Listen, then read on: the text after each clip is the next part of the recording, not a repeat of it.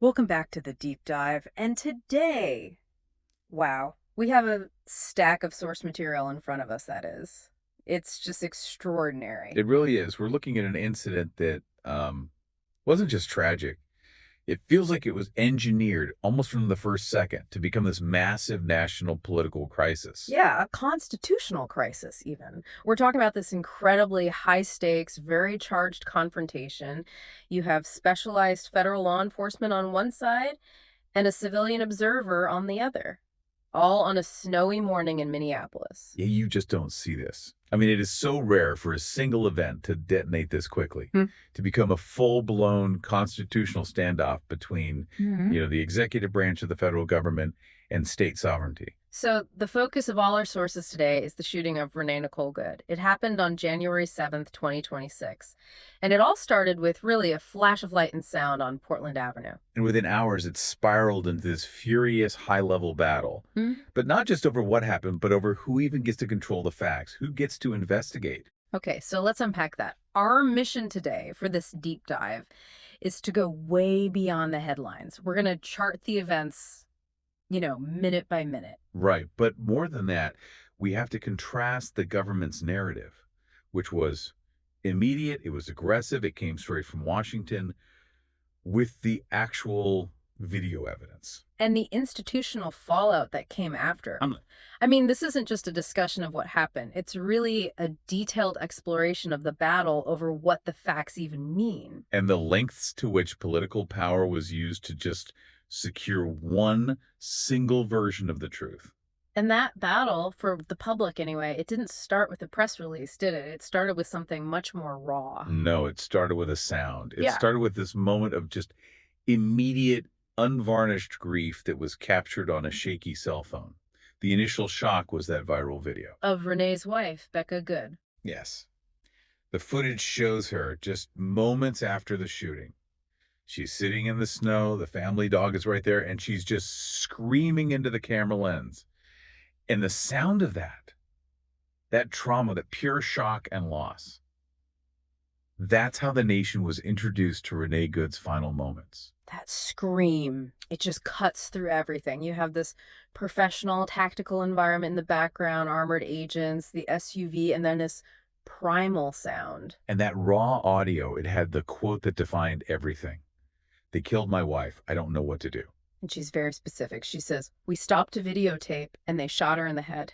That's the first thing the public hears. It's this unfiltered account that demands an answer. An answer that was already being, preemptively twisted by the official channels. And this is what's so crucial to grasp right from the start.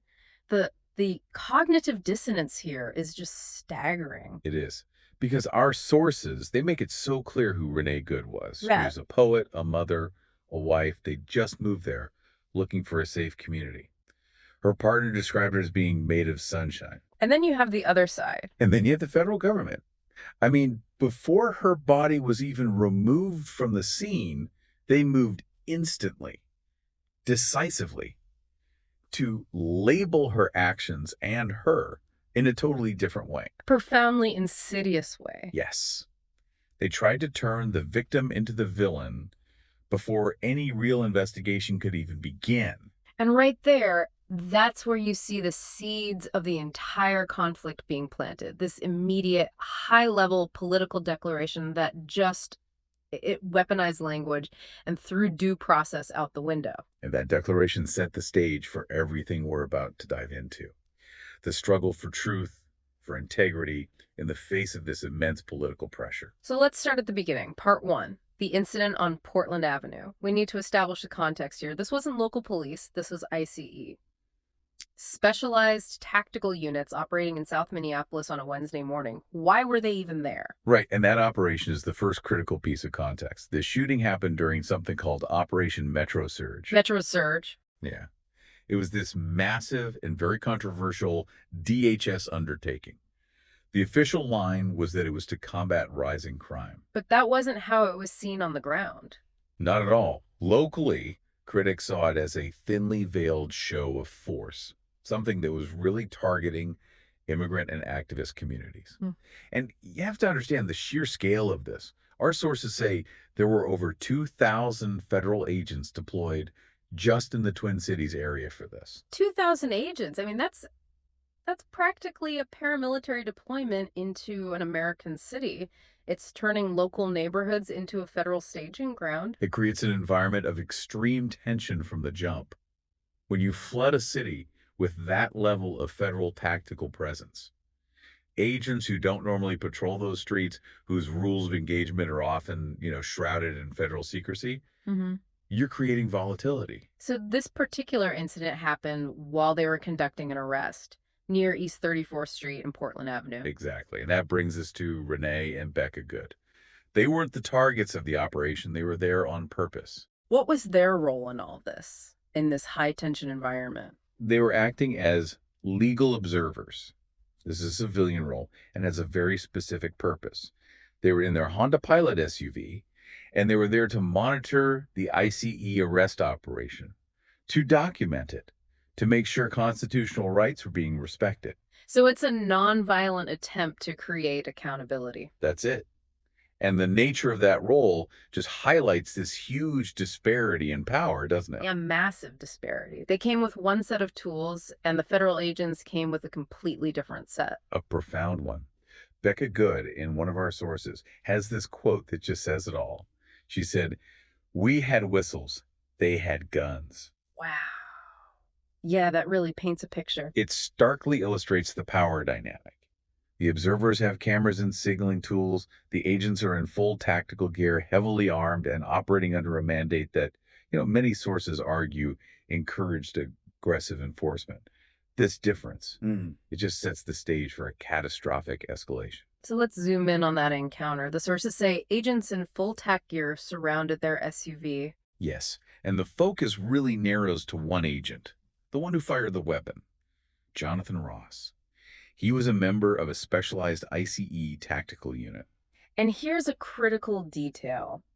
As Agent Ross approached the driver's side, he was filming the encounter himself with his own phone. Yes, and that is so important. It confirms the agency knew they were being documented and, they were preparing their own record, probably for an operational review or to justify their actions later. Hey, what's so wild is that just moments before the violence, we have this documented exchange. It's brief, it's calm, it's almost composed. It's bafflingly composed. Mm. And it lends so much weight to the family's fight later on to preserve her character. So what were Renee Good's last documented words as all this tension is building? She looks at Agent Ross, who's armed and masked and filming her. And through her open window, she just says, "That's fine, dude. I'm not mad at you." I'm not mad at you. Yeah, it's this unbelievable moment of attempted de-escalation.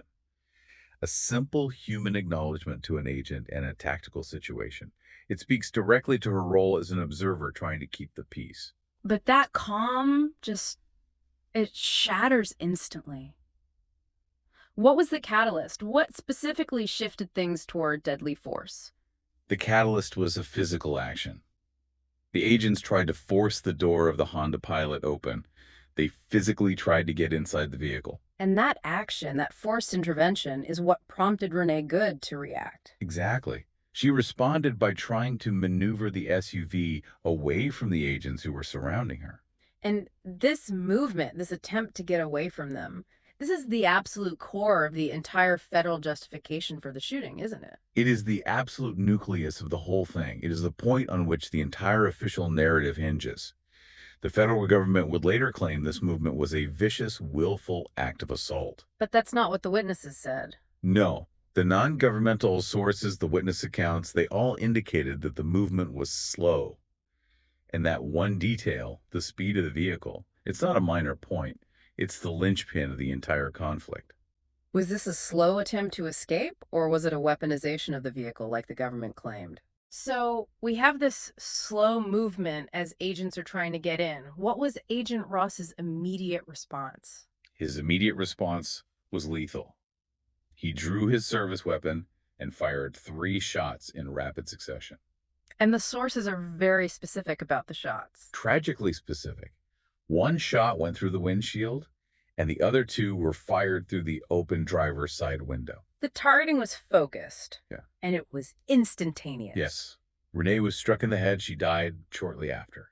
The entire sequence, the agents trying to open the door, the car moving slightly, the three shots, it all happened in just a few seconds. A catastrophic escalation. All in the heart of a city during an operation that was already being criticized for its aggressive federal overreach. And the federal response to the event itself would prove to be just as rapid and just as aggressive as the shooting. Which brings us to part two. If part one was the cold, physical event, this is about the immediate, highly coordinated political response from DC. And it wasn't cautious. It wasn't about waiting for an investigation. No, it was about aggressive, preemptive narrative control. The severity of the reaction was, well, it was shocking, even for a very politically charged time. Let's start at the top. DHS Secretary Kristi Noem, her statement was immediate and definitive. Definitive is the word. She used the most powerful language in the federal playbook. She labeled the incident an act of domestic terrorism. Domestic terrorism, that's a huge label. It changes everything. It immediately shifts the entire legal and public framework. It's no longer a potential case of officer misconduct. It's a national security incident. And what was her specific justification for using that label? What did she claim Renee Good did? She alleged that Renee had weaponized her vehicle and had tried to run over a federal agent. It's a complete instantaneous inversion of her role as an observer. And by using that domestic terrorism label, the federal government gets two things right away. Two immediate objectives, yes. First, it retroactively justifies the agent's use of deadly force. And second, it gives them a clear reason for the FBI to come in and assert exclusive jurisdiction over the investigation. Which blocks out state and local law enforcement. Exactly. And that message didn't just stay in a DHS briefing room. It got amplified. Right to the top. Absolutely. President Trump reinforced it on social media. His statement claimed the driver had, and I'm quoting here, violently, willfully, and viciously ran over the ICE officer. That language. Violently, willfully, and viciously. Yeah. It's so specific. It's emotionally charged. It's designed to do more than just report a fact.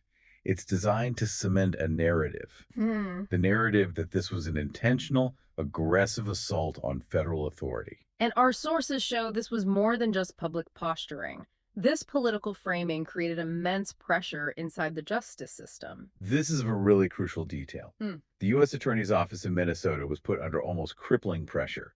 Reports say the pressure came directly from Washington, from the Department of Justice, to frame the case in only one way. As an assault on a federal officer. Precisely. The U.S. Attorney's Office is the one that brings federal charges. So if they posthumously charge Renee Good with assault, it legally justifies everything Agent Ross did. So the goal wasn't just to defend the agent. It was to make sure the legal record showed that the use of deadly force was justified because the victim was, legally speaking, the aggressor. That's it. Or at least that the agent reasonably perceived her to be.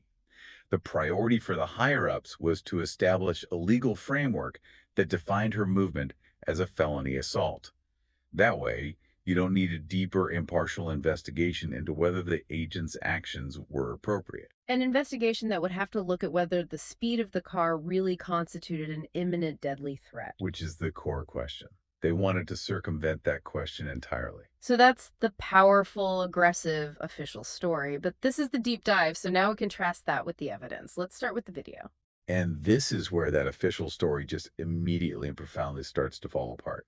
You have independent analysis from major news outlets, from forensic experts, looking at bystander footage and leaked parts of the agent's own footage. And what did that analysis show? A clear contradiction. The analysis showed the vehicle was either moving away from the officer or was moving at a speed that, legally speaking, did not pose an imminent deadly threat. And that's the legal standard, isn't it? Imminent deadly threat. It is the absolute standard for using deadly force.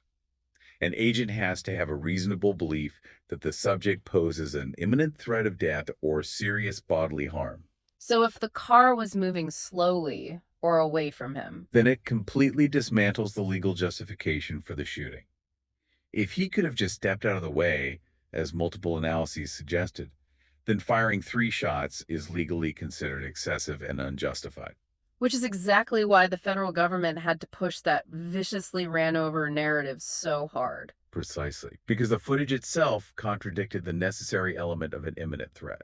And that legal problem is compounded by the human reality of who Renee Good was. Exactly. The family's reality became this crucial counterbalance to the government's dehumanizing political label. This wasn't some known political militant. No, she was a stay-at-home mom to a 6-year-old, a writer, a poet, a recent transplant from Kansas City. These details just fundamentally contradict the image of a domestic terrorist intent on violently assaulting federal agents. And her partner Becca's description, made of sunshine, sparkled. The gap between that and the official government label is just, it's an ethical chasm. And that chasm led to a very sharp, very public legal rejection of the federal narrative. The family's attorney, Antonio Romanucci, just rejected the terrorist label outright. He called the loss of life utterly senseless. Utterly senseless, unless she was some wanted criminal, which she emphatically was not. Romanucci basically said the labeling was a political necessity for the government. He said she was not what she has been labeled. He made that direct connection. The aggressive labeling wasn't just character assassination, it was a tactic. A tactic necessary to justify what he was arguing was an unjustifiable killing. Exactly. So you have the evidence saying one thing, and the Department of Homeland Security and the president saying the complete opposite. And that tension, that's the battle. It wasn't about the shooting anymore. It was about the interpretation of those few seconds of video and who had the power to make their interpretation stick. And that conflict just exploded. It went from a dispute over facts to a full-blown constitutional standoff. It did. The second the FBI got involved, this became a battle over state sovereignty, Right. over the limits of federal power inside a state. So let's break that down. The immediate flashpoint was control of the investigation. What exactly did the FBI do, and why was it so provocative? They did something that multiple sources call highly irregular for a typical officer-involved shooting. The FBI asserted exclusive, immediate control over the entire scene. Citing what? How could they do that? Because a federal agent was involved, they claimed federal supremacy. Basically, the principle that federal law trumps state law when there's a conflict. So they weren't just assisting, they were taking over, treating it as federal ground, not local. Exactly. And it wasn't a cooperative takeover. From the state's point of view, it was overtly obstructive. The sources are very clear that the FBI explicitly blocked the Minnesota Bureau of Criminal Apprehension, the BCA. And the BCA is the state agency that would normally investigate this, right? They are the agency mandated to investigate officer-involved shootings in Minnesota. They provide that independent state oversight. So what were they blocked from? This is where it becomes a physical crisis. They were denied access to everything: the scene itself for processing, the vehicle, the Honda Pilot, which was a critical piece of evidence, Mm-hmm. and maybe most importantly, they were denied access to the weapon Agent Ross used. So the state was completely shut out. It made any kind of state-level investigation totally impossible. The federal government basically built a wall around the evidence. And that action led to immediate and very fiery public outcry from Minnesota's top officials. It was an immediate and very serious confrontation. You had Governor Tim Walz and Attorney General Keith Ellison publicly warning that the state could not guarantee a fair outcome for its residents without independent state oversight. Governor Walz framed it as a threat to state sovereignty, didn't he? He did. He basically said, if federal agents can shoot a civilian in our state and then unilaterally deny our investigators access to the evidence, then the state has lost all authority over its own territory. That is a profound statement. Our elected governor basically saying he can't trust a federal investigation into a federal agent who killed someone in his state. The significance is huge. By blocking the BCA, the federal government guaranteed that the entire narrative would be managed solely by federal agencies. It confirmed the state leaders' worst fears, that the federal government was going to police itself with no external accountability, especially in a case that was already so intensely political.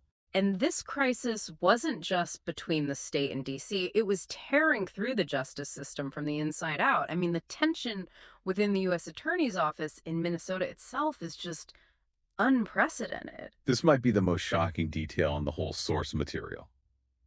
It speaks volumes about the crisis of integrity. We're talking about an internal protest on a scale I've never seen.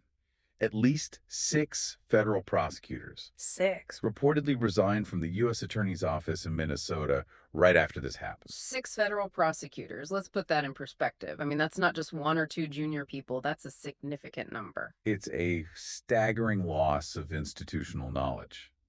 A U.S. Attorney's Office has a relatively small, very specialized team. 6 resignations is a huge chunk of your experienced staff. These were seasoned federal lawyers walking away in a unified protest. It's not just dissent, it's an act of institutional despair. And the reason for it goes right back to that political interference we were talking about. It's directly tied. The sources are undeniable on this. The resignations were because of the pressure from Washington, from the Attorney General's office, to push that preordained narrative of assault on a federal officer. And to avoid any real investigation into the agent's conduct. Right. These prosecutors felt they were being forced to compromise their professional integrity, their ethical duty. They were being asked to confirm a political outcome, not seek justice. That level of pushback. 6 experienced lawyers sacrificing their careers. It just confirms from the inside that the priority was to frame Renee Good as the aggressor to protect the agency, not to find the truth. It raises a fundamental question, doesn't it? When the political pressure is so intense that career prosecutors walk away, how much credibility can any federal finding after that possibly have? It's a signal of profound loss of confidence in the DOJ's independence. And meanwhile, on the streets and in City Hall, the outrage was just as intense. Mayor Jacob Frey's response was incredibly blunt. After he saw the footage himself. Yeah.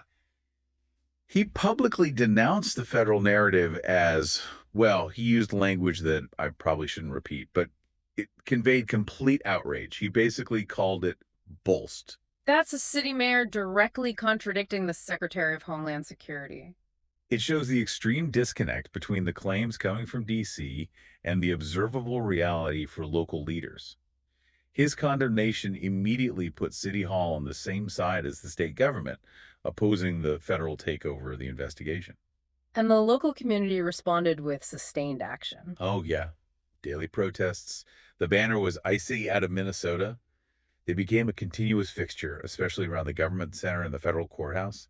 The incident galvanized activists. The protests shifted from being about a single shooting to being about federal overreach and occupation. But the polarization wasn't just on the ground. It was financial and it was national. You had organized support for Agent Ross. This is a crucial detail that just cemented the polarization. The billionaire Bill Ackman organized a legal defense fund for Agent Ross. And it raised a lot of money, fast. Hundreds of thousands of dollars, very quickly. And that support positioned this as more than just a local shooting. It became a symbolic national fight. You had wealthy, powerful figures injecting massive resources to back the federal agent against the state, the city, and the family. So you end up with 2 huge financially backed legal teams. The family's civil rights lawyers on one side and the agent's defense funded by national conservative figures on the other. It truly became an institutional, financial, and political battle for truth. Part 3 really shows how the initial act of violence was just the beginning of a much larger war. A war with facts, over sovereignty, and over institutional integrity. And while all these legal and political battles are raging, it's so important to bring the focus back to the human cost. Absolutely. The sources do this, and they have to. They bring it back to Becca Good and her son, left to navigate this national tragedy that just completely redefined their lives. This is where policy and tactics crash violently into real trauma. And there's such a profound, terrible irony in their story in why they even moved to Minneapolis in the first place. It's just heartbreaking. The sources reveal they had intentionally moved there, seeking a safer, more inclusive community.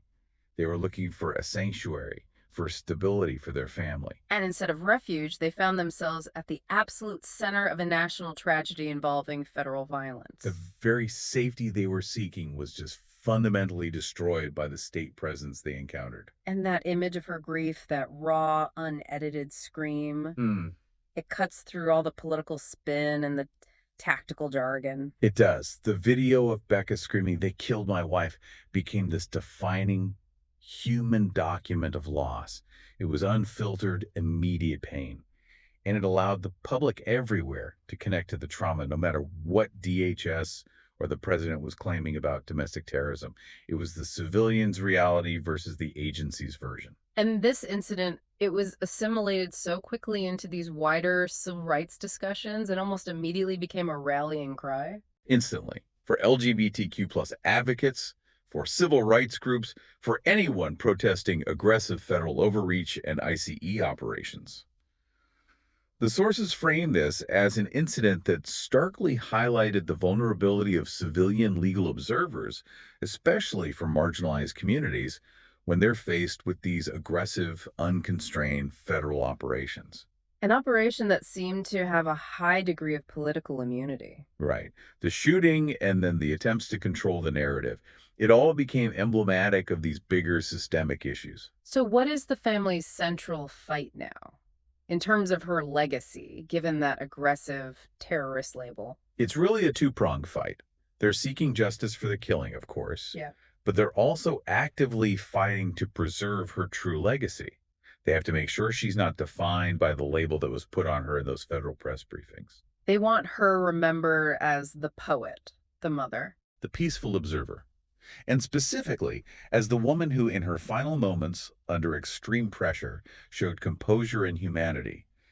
The woman who said, "I'm not mad at you." That moment of peace is what they're fighting to protect against the political machine that tried to define her as a violent threat. So, after going through all this, what does it all mean for someone trying to understand this history? What are the critical takeaways from these sources? I think our sources synthesize three absolutely critical points. First is just the clear, demonstrable conflict between the official federal narrative that viciously ran over claim and the actual video evidence of slow movement. It just reveals how preliminary findings can be weaponized by the executive branch. And the second point has to be the unprecedented scale of the institutional conflict. Yes, the institutional chaos. You have the FBI blocking a state investigation out of direct challenge to sovereignty. And then you have the truly remarkable protest of 6 federal prosecutors resigning over political pressure. That is a massive signal fire. And the third, summing it all up? The third is the sheer speed. The speed and decisiveness with which a single local incident can be leveraged to spiral into a national constitutional crisis, all centered on who gets to control the facts. This is a textbook case of narrative warfare deployed from the highest levels of government. We've covered a huge amount of ground here, an event where the facts were being fought over in real time. To just quickly recap a few of the most shocking details that should really stick with you. You have the documented slow speed of the vehicle versus the official claim that she violently, willfully, and viciously ran over the officer. You have the unprecedented resignation of 6 career federal prosecutors protesting the pressure to manipulate that narrative. And you have the FBI physically blocking Minnesota state investigators from the scene, the car, the weapon, asserting federal dominance over state law. This whole incident is just a powerful and painful illustration of the vital role that legal observation and bystander video play now. It really is. The sources give us this sharp case study in how facts aren't just static things waiting to be found. They're managed, they're contested, they're manipulated in the immediate aftermath of a polarizing event. That video footage became a necessary, though still contested, check against a massive federal spin machine. And understanding that conflict over the facts, understanding the political pressure that drove professionals to resign, that's often more important than the facts themselves if you want to understand what's happening to our institutions. Which brings up a final important question. It's the provocative thought we want to leave you with. Go ahead. How does the immediate public labeling of a civilian observer as a domestic terrorist by high-ranking federal officials before any credible, impartial investigation is even started, how does that impact the public's ability to trust any investigation that follows, especially when that investigation is controlled exclusively by those same federal agencies? So when the verdict comes from the top, before the evidence is even analyzed, What lasting damage does that do to the idea of due process, to accountability, and to the long-term search for truth. A profound thought on the weaponization of language and that perpetual fight for institutional integrity. Thank you for joining us for this intense deep dive into the sources surrounding the shooting of Renee Good and the constitutional firestorm that followed.